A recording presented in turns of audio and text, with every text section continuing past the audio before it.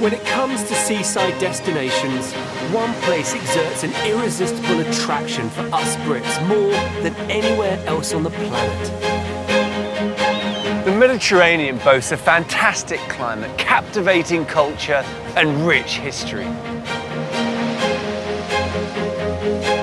With 28,000 miles of coastline, this sea in the middle of the land connects Europe, Africa and Asia, and is the destination for a third of the world's international tourists.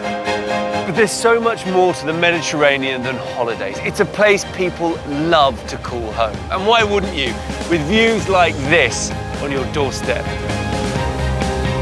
I think it's amazing. I think it is an utterly jaw-dropping building. That is stunning. On this journey, I'll also sample the Mediterranean lifestyle in a bid to understand the magnetic draw of this enchanting place.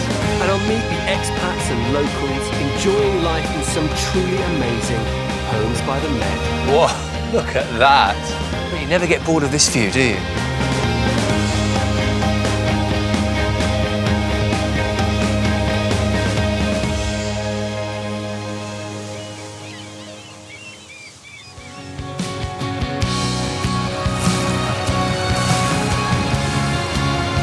This week I'm in magnificent Malta, where Hollywood-style mansions conceal epic rooftop terraces. It just goes on and on. It's like a whole nother world up here.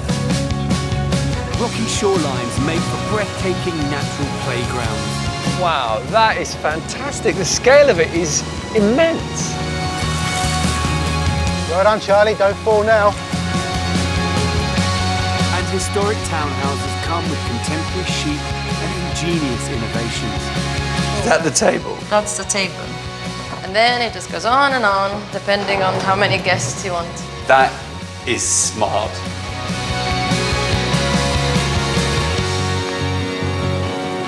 At 122 square miles, Malta is smaller than the Isle of Wight, with a population about the same as the city of Liverpool. It's a tiny but vibrant, independent nation with its own unique history, culture and language. The Maltese archipelago sits just to the south of Sicily in the heart of the Mediterranean. For a few relatively small rocks in the middle of the Med, it's a wonderful place to visit and live. Packing in vast amounts of culture, a warm, welcoming people, superb scenery, and about 7,000 years of history.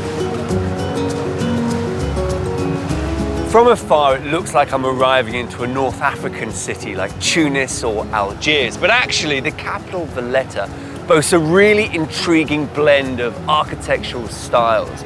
Arabic, Italian and British influences all come together in this amazing place. And the history isn't limited to the stunning cityscapes and buildings that surround Valletta's grand harbour. Even my transport for the day has an eye on the ancient past. This traditional Maltese Luxton, once a fishing craft and now converted into a tourist vessel, has a design which goes back more than 2,000 years to the Phoenicians. We see this very iconic lifting bow, and then down here, these eyes. Now, they're either painted or, in this case, cast and applied. And they're a symbol of good luck, designed to protect the ship and everyone who sails in her. I hope that good fortune can follow me on my tour. It starts just across from Valletta in another ancient part of Malta that's known as the Three Cities. The tight streets of Vittoriosa, Senglia and Cospicua, a trio of age-old communities, blend into one charming townscape containing hundreds of old houses. And it's amongst these that my first exceptional home lies. Jim Dunn and Arthur Wilden are a pair of serial property owners from Ireland, racking up 30 houses during their 50-year relationship. And they're the proud owners of, well, some of these.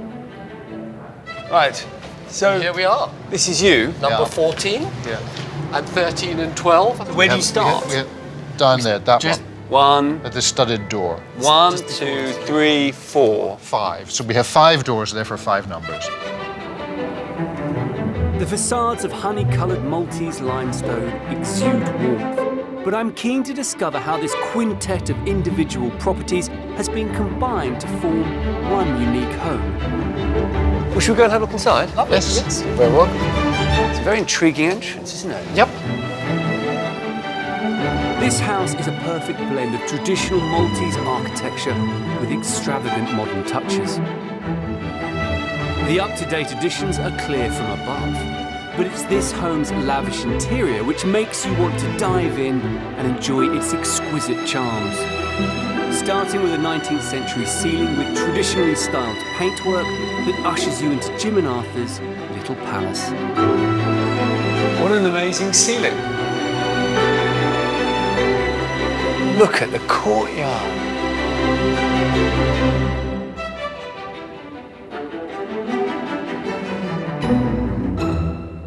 Lovely, isn't it? Beautiful. Yes. Well, we live here in the summer, out and have lovely dinner parties out here, and It's nice and cool, I imagine. very inside. nice. In the summer, yes, Yeah. it is. And then in here, what's this? This sort of open air sitting Yes. area. We call that the Moroccan room. The Moroccan. The Moroccan room, yes. Mainly because it's full of Moroccan junk. So it could be the Moroccan. Just landed there. Yeah. It just landed there. The courtyard sits at the very heart of the building, while a bridge crosses above, linking 2 rooms and sparking visions of servants bustling around at the beck and call of their masters. And while the times have changed, much of the building preserves its heritage. People say that the original part of the house, the basement and the first couple of floors, is about 300 years old. But everywhere I look, it's got a really sort of traditional feel, quite opulent, but very That's traditional. very much our style. Yeah. Keep it local, keep it. Keep it, Yeah. keep it local, keep it as authentic as we can. This is a home of contrasts. The ornate ceilings appear to float on thin air, while slabs of stone up to 1 metre thick add weight and solidity. And throughout, flashes of green foliage create an oasis of calm, transporting you a world away from the busy streets outside. What about the first floor? Should we go and look up there? Yes, sure. A magnificent stone staircase clambers up this remarkable home with a host of large rooms opening up in all directions. So what room's this? That's the master bedroom. Very grand. There's a dining room that feels like a medieval banqueting hall, with a jaw-dropping vaulted ceiling and fine art adorning the walls. A country-style kitchen and beautiful modern bathrooms. Jim and Arthur's interior inspiration came from years touring the world with their jobs in the travel industry.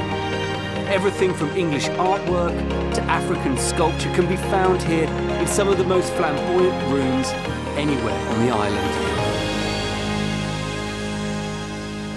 Well, I think this room is certainly grand enough to be called a drawing room. I think- I mean, if any room I think it is. It's this, isn't it? It is. It's a lovely room. It has lovely room. It has worked. It has worked. Really beautiful. And this whole fireplace, is that something that you put in?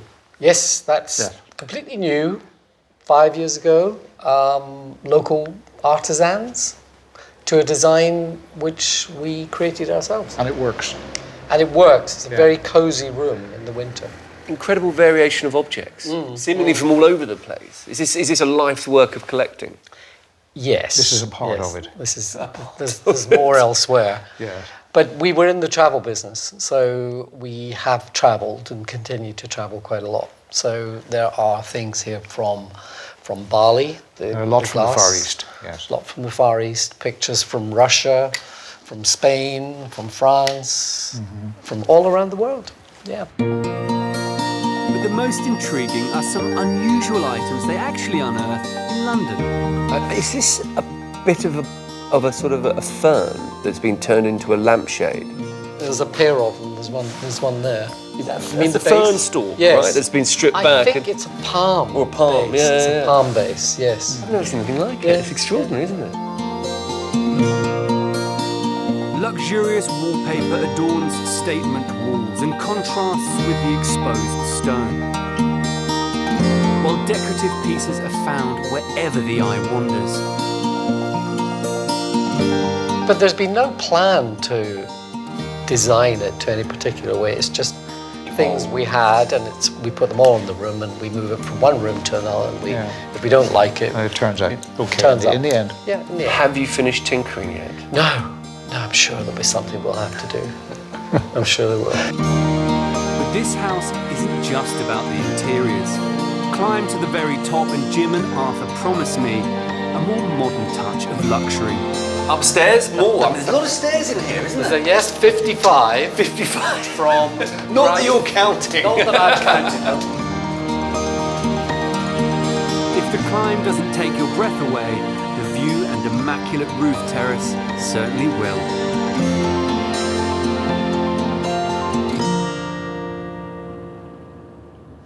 That's a fantastic outlook, isn't it? Is that Valletta? That's Valletta.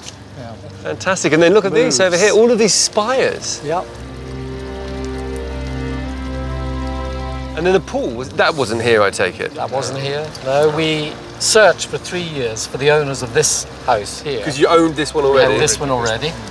And we found the owner, did the deal, and then we dropped the entire house. Keep the And front facade, though. We had to keep the facade. And then we built up, reinforced obviously for the pool. And it's been a great investment, hasn't it? It has been the best fantastic. investment we ever made. Jim and Arthur's ancient house has been a wonderful start to my Maltese mission.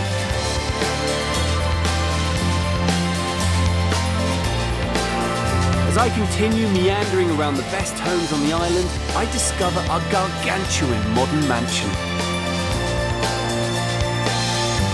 and get to grips with the more unusual way to see Malta. Oh, whoa. What a great view.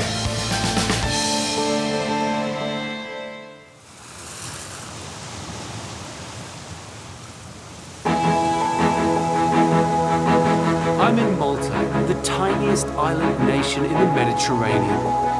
It's home to Valletta, which at just half a kilometre square is the smallest capital city in the EU. Malta's fortunes have ebbed and flowed throughout history, partly because it is a small island located right at the crossroads of the Med, and therefore has been handed from empire to empire, sometimes by force, sometimes through strategic alliances and partnerships.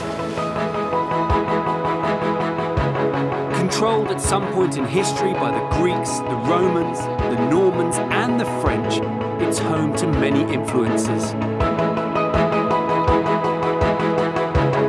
But it was the Knights of St. John who gave birth to the Malta we know today. They established the flag, the 8-pointed Maltese cross. And that's not all. Having repelled the Ottoman Turks' great siege of 1565, the Knights wanted an impregnable base, so they established Valletta, starting with Our Lady of Victories, the first church, in fact, the very first building in their new capital. Recently renovated, this beautiful church is a testament to former glories. With works of art and a stunning vaulted ceiling dating back over 400 years.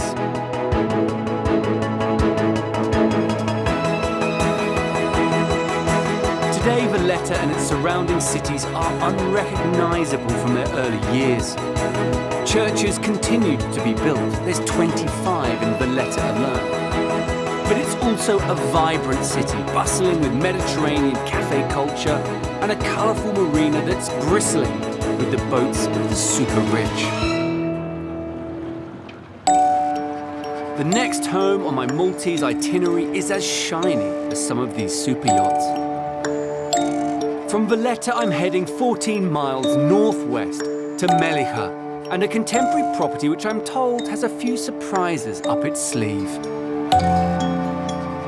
As you approach along the simple streets, there's little clue to the house that awaits beyond the gates. It's clearly big, but it doesn't appear to be anything out of the ordinary. You must be Chris.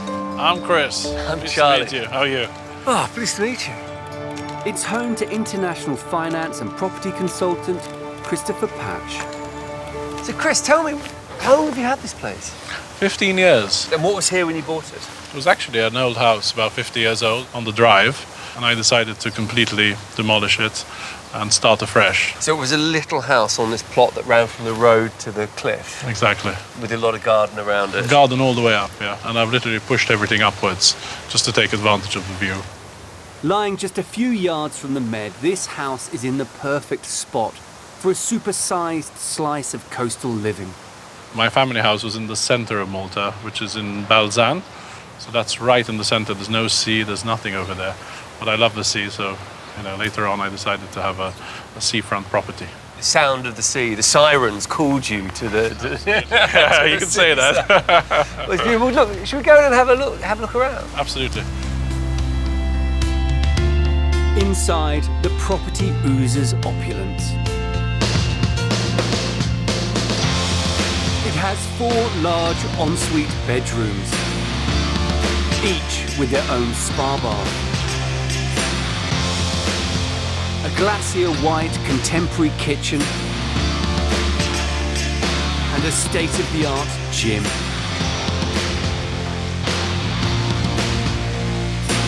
But at its core, the house has another eye-catching design feature. A towering column thrust through the heart of the building, supporting a spiral staircase of steel and glass. There you go. Wow. It's like a kind of crazy bird's nest, isn't it? Yeah. Fantastic.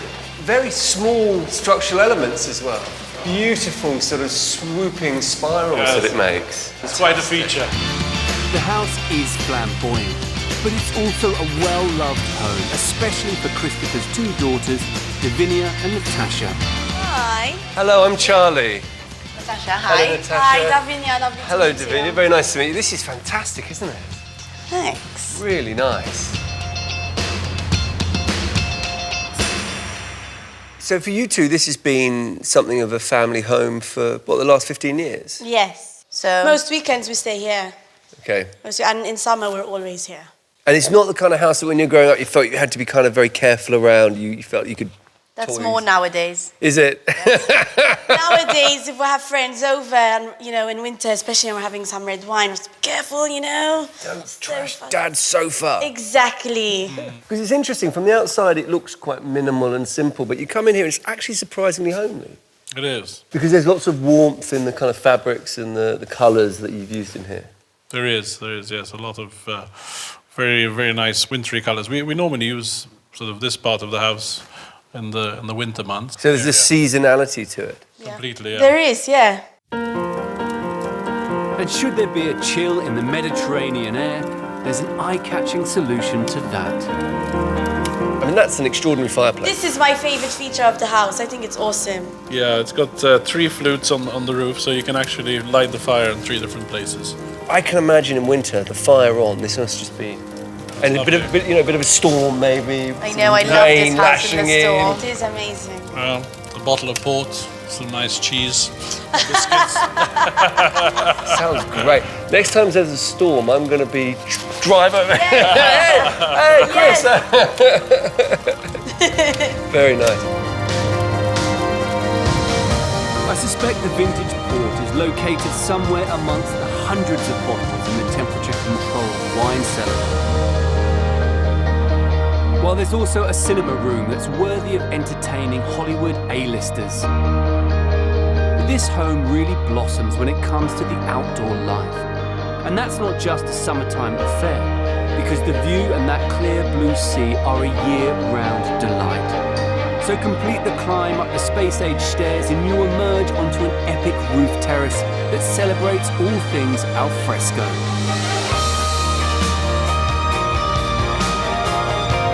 Provides a mind-blowing platform from which to marvel at the Med beyond.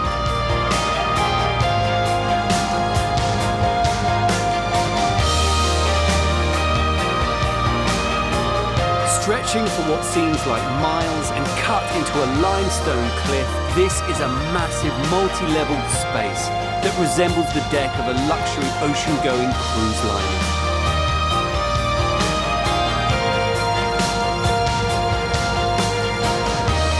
You could almost get lost up here. There's so much to explore. Wow. So you've got the infinity pool, Yep, yes. and you've even got your own island We do. with trees on it, Because why not? and a bridge to the island. Yeah. Wow, that's amazing. It just goes on and on. This, I mean, it's like a whole other Yeah. world up here. Whether you're in the mood for a party or you want to while away the hours in your own private retreat, this terrace has everything you need. It is extraordinary. From the front of the house, you do get a sense that it's sort of a bit like those early modernist buildings, a bit like an ocean liner. And then you come up here and it's like the fun deck on the QE2. Super fun. This is where everything happens. I bet. So in summer, you just live up here. Yes, We do. Absolutely. Yeah. we do. So what have you got? Obviously, you've got a number of pools to choose from. And when you tire of swimming, there's a fully equipped summer kitchen and a solid stone barbecue. An outdoor dining room has space for 14. And a large round bed is in the perfect place to unwind. It is amazing as you come up through the house. It just sort of opens up and up and up until you get here. It's a great view. Yeah. It's absolutely beautiful. And what is this over here? Is this? That's Malta, actually, and the one... the end of Malta there. At the end. And then further on, it's Sicily. You can see it slightly today. Well, incredible. I mean, fantastic to take this little house sat right in the middle of the plot and then sort of go, wait a second, we've got all of this back here. Yeah, you don't expect And it. you don't really see it from No. the road, do you? At all. No, I turned up and went, oh, okay, yeah, I see it. No, you don't see it. And you really wouldn't know. I mean, up here, you wouldn't know that there were really any other houses. You just sort of feel like you're looking straight out to these wonderful wild hills. Yeah. Yeah, exactly, which is fantastic. Very nice. Good. I like ambition. This house doesn't lack ambition, that's for sure. Doesn't. Thank you. Thank you.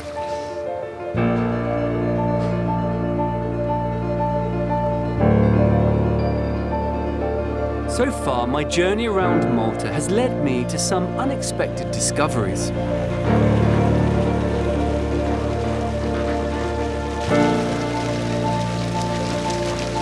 Now this building is the Auberge de Castile, originally built to house the Knights of St. John and then rebuilt some 200 years later in this beautiful example of Southern European Baroque, and it really is a wonderful facade. It was then used to house the French during the brief reign of Napoleon over the island. After the British kicked him out is where the British were based, and now in a fully independent Maltese state, it is the office of the Prime Minister. It's a very nice office too.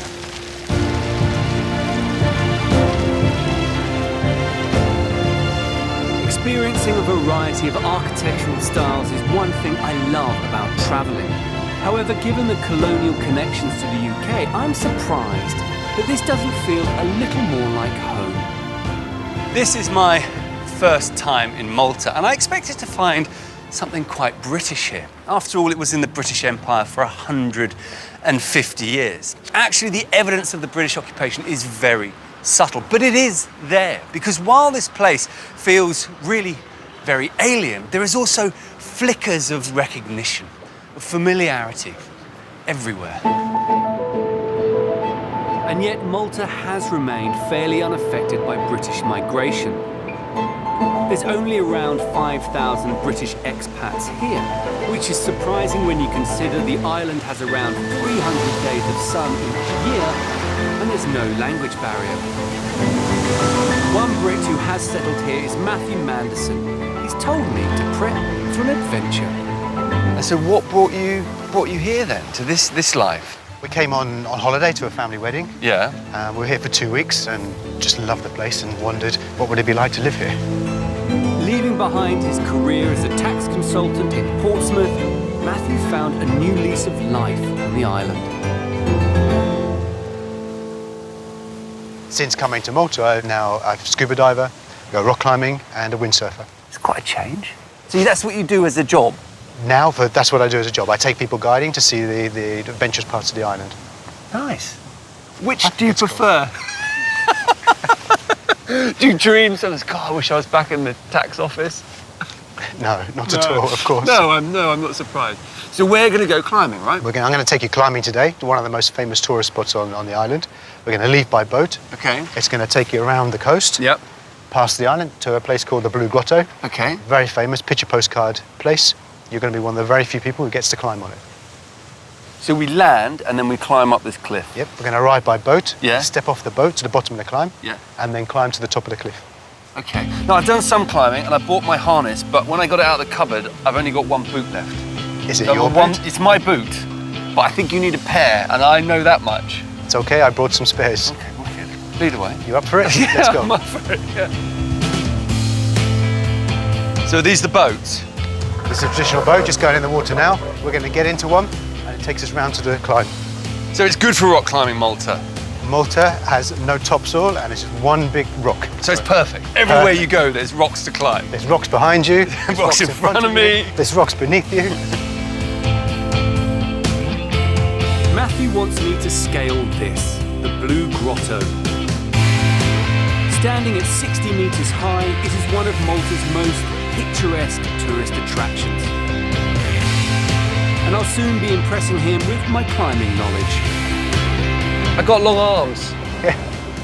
See? Makes it easier. It doesn't make any difference. It does. The best climbers in the world are tiny. Yeah, I tiny, know, you petite say little that. people. You say that.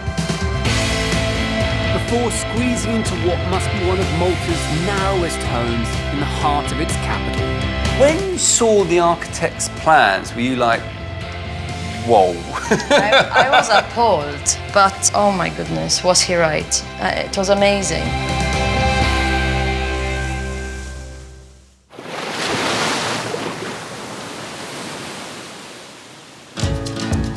I'm investigating the magic and mystery of Malta, one of the jewels in the Mediterranean crown. I've already explored the beautiful furnishings of a little palace and seen a modern mansion. There you go. Fantastic. Beautiful sort of swooping spirals Yes. that it makes.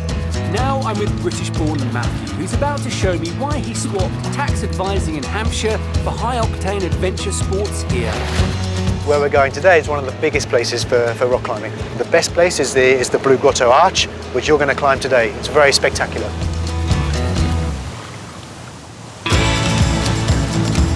Malta has around 136 kilometres of coastline, much of it made up of limestone crags and rocky sea cliffs. Perfect for climbing, whatever your ability. Is it difficult? It's a medium grade. Okay. I'm sure you can handle it. Yeah, I mean, I have climbed quite a lot, but mainly inside, like on climbing walls. Okay, well, when was the last time you climbed? Probably about 5 years ago. So we'll make this one an easy one for you then. Well, yeah, I was all right. I got long arms. Yeah. See? Makes it easier. It doesn't make any difference. It does. The best climbers in the world are tiny. Yeah, I know, you say that. You say that. We'll soon see who's right. But what's in no doubt, the rock we're climbing is a stunner. Wow, that is fantastic. The scale of it is immense. How tall is that? From the bottom to the top, you're probably looking at about 55 to 60 metres. And I'm lucky enough not just to see it, but to scale it. Harnessed up and ready for the challenge, I first need to get off the boat. So those long arms do come in handy. Get your foot in a good hold, lower down, you see? That's it, lower down, and then you're off. And then the fun can begin with some helpful words of encouragement from below. Well done, Charlie, don't fall now. Matthew's colleagues have set up some ropes on the climb, and after a quick pep talk, I'm ready to head for the summit. Let's climb. Okay, climbing.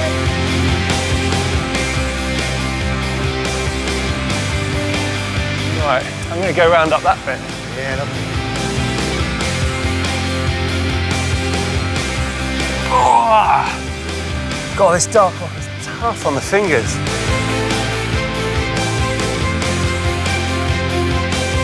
Oh, it's big old. Right. Last bit of steepness. Whoa. What a great view. Oh, right. Oh, that's great. After an exhilarating 20-minute climb, I'm not only convinced that long arms do help, but also that Matthew's found one of the finest jobs in the Med. That was really good. I mean, bits of it were quite easy, but there were little bits when it kind of pitched up and it started getting a bit exciting. And the rock is so rough in patches, it's like tearing the skin off your hand. You're one of the first people to climb that route, so it's still a very, right, very rough route. I'm sandpapering it down with my hands. This is what you laughingly call a job, then, is it? It's a job and a hobby, all at the same time. I think if this is your office, you're doing something right. It's good, thanks very much. Because it is absolutely fantastic. From the rugged and wild southern shoreline of this fascinating island, the next stage of my journey takes me back to metropolitan Malta. Set out as a uniform grid, Valletta's layout seems more akin to Manhattan than the Mediterranean. But these ancient city blocks were actually planned and constructed in the mid-16th century, almost 100 years before the Big Apple was even a pip. However, many of these historic and tightly packed townhouses were either destroyed or badly damaged during World War II air raids. In fact, it's only in the last decade that many of these bomb-damaged and deserted properties have been purchased and given a new lease of life. When you do get hold of a townhouse in Valletta ripe for restoration, they're often in such poor condition with the fabric simply beyond repair that you don't just have to turn back the clock in order to bring it back to life. You can, if you want to, rip up the rulebook. Maltese-born Joanna and her partner Henry, who's from the Faroe Islands, got their hands on one such property back in 2009. Nestled in the narrow streets, their home must be one of the slenderest houses on the island, at just 4 meters wide.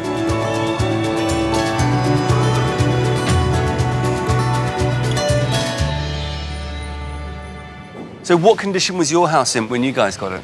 First time I saw it, it was a building site. Sand, open floors, and we even moved in that state. So you bought it when it was really run down? Yeah, it was one floor less, and it was a complete dump. There was no roof, there were pigeons everywhere. There are bits which are 17th century, 18th century, 19th century, and then our spaceship on the top. You're the last layer in Literally. the sandwich. Exactly. And the idea was to bring the light in, so everything that happened was About light. Yeah. Should we go and have a look inside? Yep. Go on then. This thin slice of stone is sandwiched between two other imposing townhouses. But through the thick front door, there's a hidden gem that stretches to the heavens. Wow, look at this hanging sort of metal, glass, light everywhere. What you'd expect to be pokey and narrow is in fact a light, bright haven. And you'd never know you're in a space barely big enough to swing a Maltese cat. Joanna and Henry have fitted glass floors and painted walls white to create a more spacious feel, while open balustrades accentuate the width of the rooms. There's no getting away from the size limitations of this home, but necessity in architecture is often the mother of invention. I'm very intrigued by the architectural solution to getting light into such a narrow building. But when you have nothing on each facade, you have to get it from the top. And then you have to get it down. When you saw the architect's plans, were you like, whoa? I was appalled. Were you? Yeah. I'm not totally surprised. This is a big sell. to a client, I can imagine. But of course, oh my goodness, was he right? It was amazing. The home boasts 3 bedrooms, including one shared by the couple's 2 young children, son Pepe and daughter Layla. There's a compact kitchen and a comfortable sitting room. In fact, everything you'd expect from a spacious family home. But fitting all this into a 4-metre wide property requires some thoughtful design ideas, none more so than for the kitchen table. We want space, everybody likes space, but we also want a table for 20. So... Because I have a big family, so that's... Yeah, so I thought hang it up, bring it down, I don't know, flip it off the wall. So then we said, let's hide the table under the living room floor. Is that the table? That's the table. How does it work? You just pull it out. So this is brilliant. This is enough for the family. Right, so that's every day, just like that? This is every day. And then it just goes on and on, depending on how many guests you want. 4.8 meters. That is smart.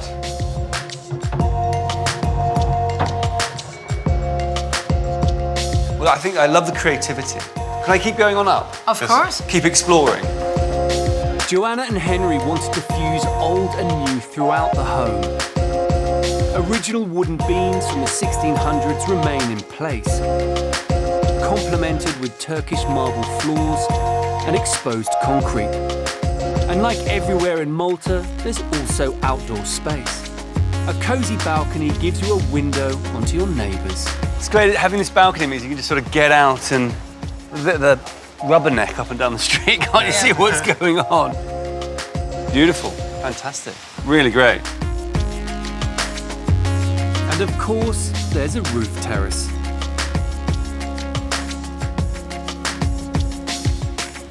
So you've got a great view right out over the Grand Harbour. Amazing. That is absolutely fantastic.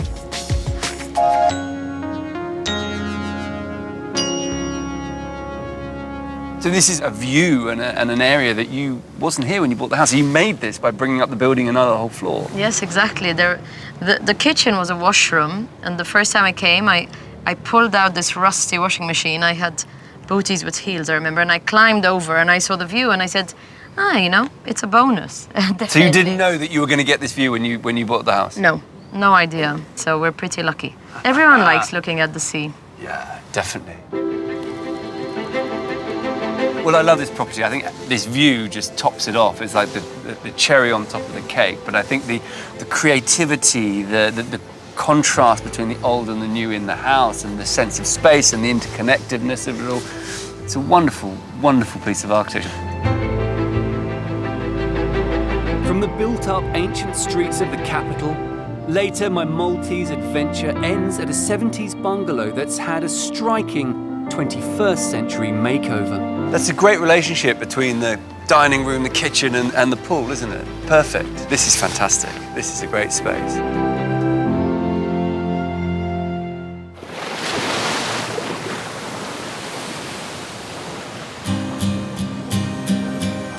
I'm discovering wonderful homes on the tiny but beautiful island of Malta. It's a place where contemporary mansions mimic ocean-going cruise liners. And restored townhouses soar like Maltese falcons. Now I've come to the old village of Baha Icha, or the Sea of Pebbles, halfway along the northern coast of Malta. I've one last property to see here on Malta. It's a home created by a globe-trotting designer who returned to her roots to create a contemporary family home.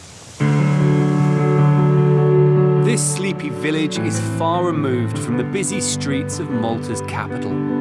Hidden away down a back street, the home I'm here to see belongs to Maltese interior designer Michelle O'Reilly. Hello. Hi, welcome. Who's this? This is Charlie. What a great name for a dog. Very nice to meet you. Funny to say that. I'm a little bit biased, but there we go. Michelle has worked in London and LA, but chose a Maltese bungalow as the site for her dream home. It's really tucked away here. You have no sense that there's such a lot of space in such a contemporary house when you're coming up that little alleyway. Not what you expected, No, very modern. However, this gleaming white home wasn't always such a shining architectural beacon. The house was very different. The back part of the garden, for example, was all at this level. Okay. So the bedrooms downstairs were in the dark. Right. And in fact, the first time we saw the house, I didn't like it. No way. But then what we did was we knocked it down, rebuilt. We had to keep the perimeter walls because we only applied for minor alterations. So right. my husband went away. Yeah, my husband went away one weekend and came back, and there was nothing. Should we go and look inside? Yes, why not? Overlooking an historic chapel, Michelle's created an echo of California, a slice of glamour in a rustic setting.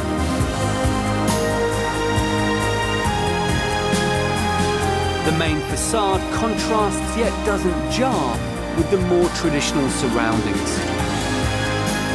And inside, it's a simple, elegant and surprisingly sizable family home. A lovely open plan space. It's great, so many views everywhere you look. Michelle's rebuilt home is an upside-down masterpiece. The open plan living area creates an airy, bright space on the first floor. All complemented with Michelle's choice of art, sophisticated design pieces, and a crisp, clean palette. So you run an interior sort of business. Interior design company and shop, so that helps. You've clearly flexed your muscles in here. I've changed things around a few times. Have you? So how long have you been in the house? 10 years. Right. How many makeovers, if you like, have you done? A few. And you've got lots of kids in this house, haven't you? 6 children. 6 children charging. Yeah. Hence all the enormous amount of seating space. In lots of areas, yeah.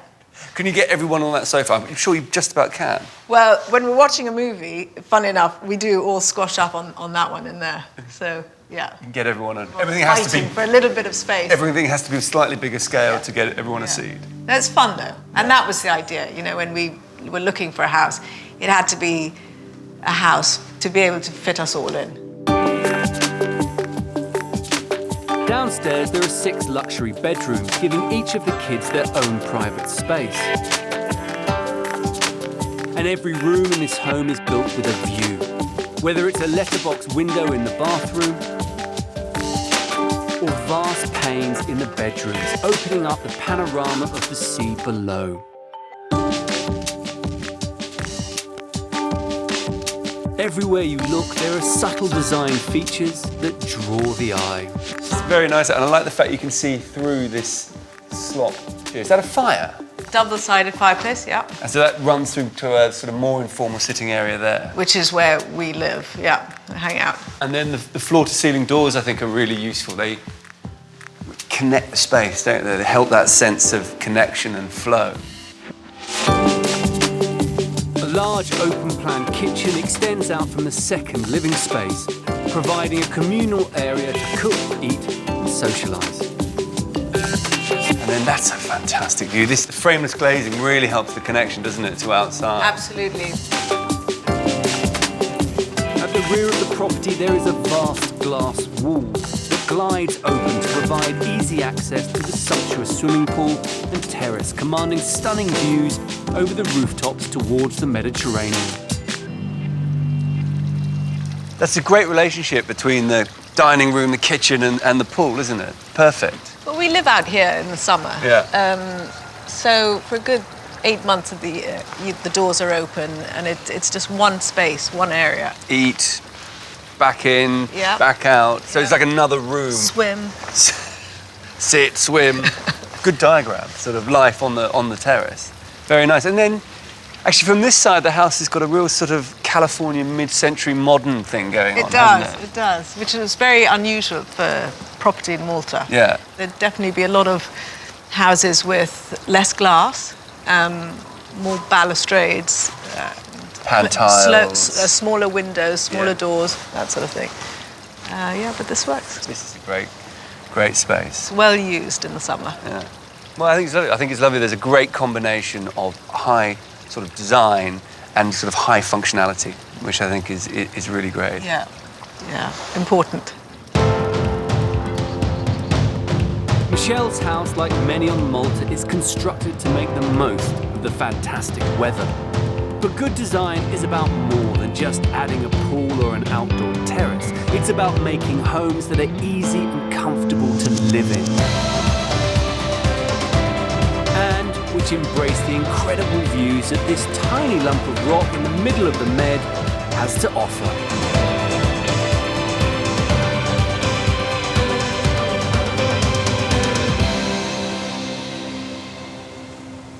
Historically, culturally, geographically, Malta is right at the heart of the Mediterranean.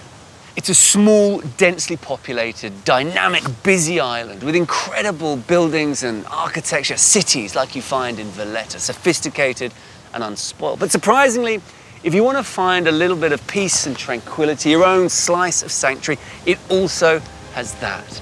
In fact, everything you need for a home by the Med.